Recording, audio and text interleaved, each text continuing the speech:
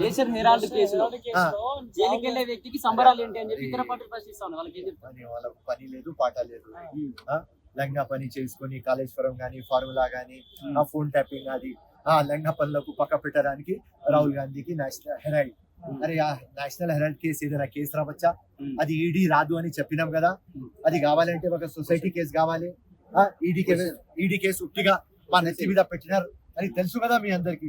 So BRS party ఏదో చెప్తుంది, ఎందుకంటే టోటల్ కరప్షన్ లో వాళ్ళు మునిగినారు కాబట్టి ఏదో మా రాహుల్ గాంధీకి చెప్పాలి అని ఏదో టిఆర్పి కోసం ఏదో చెప్తారు. లైట్ తీసుకో. సో మా అందరి ప్రేయర్స్ ఒకటే, తొందరగా ఇండియాలో కాంగ్రెస్ గవర్నమెంట్ రావాలి, మా రాహుల్ గాంధీ ప్రిన్స్ కింగ్ కావాలి, ప్రధానమంత్రి కావాలి. జై హింద్, జై కాంగ్రెస్.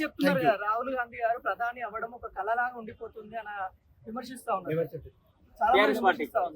ఇట్లా ఇండియాకి ఇండిపెండెన్స్ వస్తుంది అని చాలా మంది కళల్లోనే చెప్పినారు. రాదు అని వచ్చింది కదా.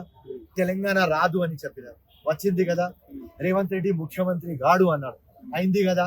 అట్లనే రాహుల్ గాంధీ తప్పకుండా నెక్స్ట్ నరేంద్ర మోదీకి ఎవరైనా ఆల్టర్నేటివ్ ఉంటే ఒకటే పేరు, అది రాహుల్ గాంధీ, రాహుల్ గాంధీ, రాహుల్ గాంధీ. తెలంగాణ ప్రజలకు సంక్షేమ పథకాలు అమలు చేయడం విషయంలో కాంగ్రెస్ పార్టీ ఫెయిల్ అయిపోయిందని చెప్పి కేటీఆర్ మాట్లాడుతా ఉన్నారు. ఏం చెప్తారు? అది ఒక యాక్చువల్లీ చూస్తే వాస్తవంగా కరెక్ట్. కానీ ఈ పరిస్థితిలో తెచ్చినారు ఎవరు? కేసీఆర్, టిఆర్ఎస్. మీరందరు దొంగ లంగ పనులలో డబ్బులు యూజ్ చేసుకున్నారని 8 lakh crores మన ఎత్తి మీద ఉన్నది కాబట్టి ఎవరు మాకు అప్పు ఇస్తలేరు, బద్నాం అయిపోయినాం, మాకు డబ్బులు వస్తలేవు.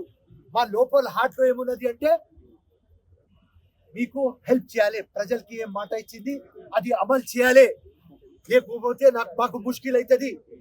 ఇప్పుడు లోకల్ బాడీ ఎలక్షన్ వస్తున్నాయి, ఫ్యూచర్ లో జిహెచ్ఎంసీ ఎలక్షన్స్, చాలా ఎలక్షన్లు ఉన్నాయి. ప్రజలకి ఏం చెప్తాం? కానీ ప్రజలకి అర్థమవుతుంది కాంగ్రెస్ కి ఇవ్వడానికి చిత్తశుద్ధి ఉన్నది, కానీ మా దగ్గర డబ్బులు లేవు. ఈ పరిస్థితి కారణం బిఆర్ఎస్.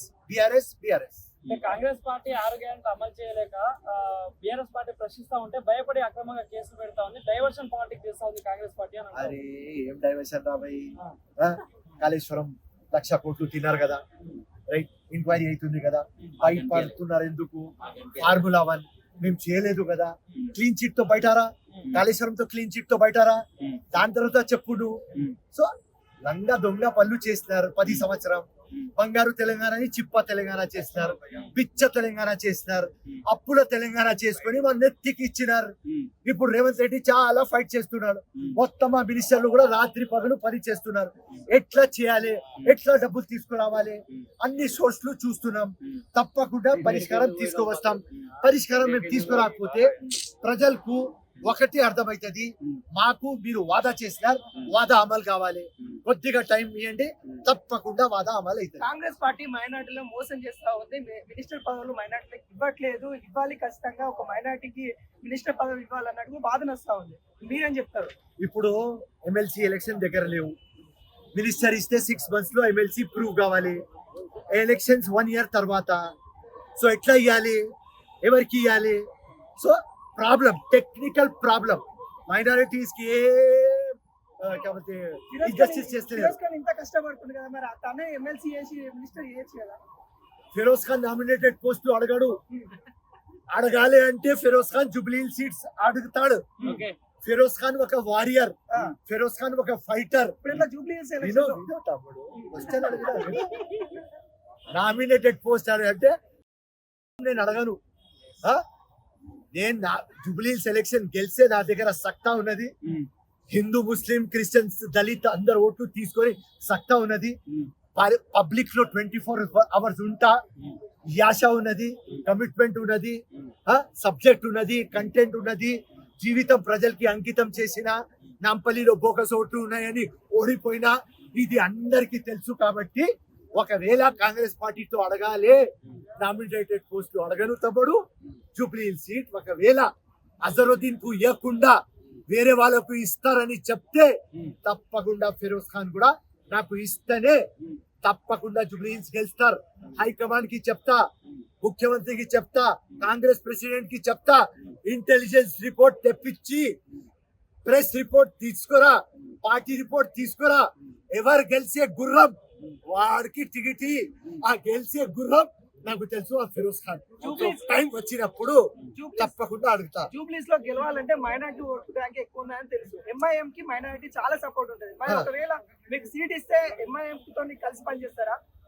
నేను జూబ్లీహిల్స్ పోతామంటే అసదుద్దీన్ హాయిగా పండుకుంటాడు. అరే నీ అమ్మాయి ముళ్ళు వెళ్ళిపోతున్నాడు, ఫోన్ రాబోయే వాడికి జూబ్లీహిల్స్. నాంపల్లి నుండి వెళ్ళిపోతున్నారు. నాంపల్లి మాకు ఇడిచేస్తాడు హాయిగా.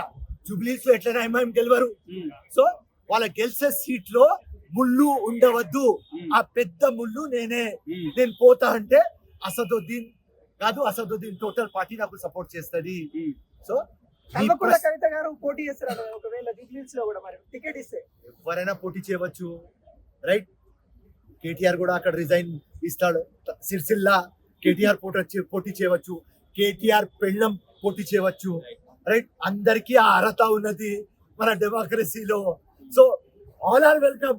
ఒకటే చెప్తా నేను, బెస్ట్ మ్యాన్ అంటే ఎదుర్కొంటారా కవిత గారిని? బెస్ట్ మ్యాన్ కవిత.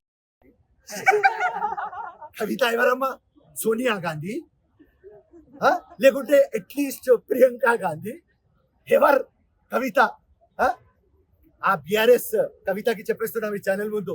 ఆ కేటీఆర్ కేసీఆర్ చేయి లేకపోతే, హరీష్ రావు లేకపోతే కవిత గల్లీ ఎలక్షన్ కూడా గెలవదు.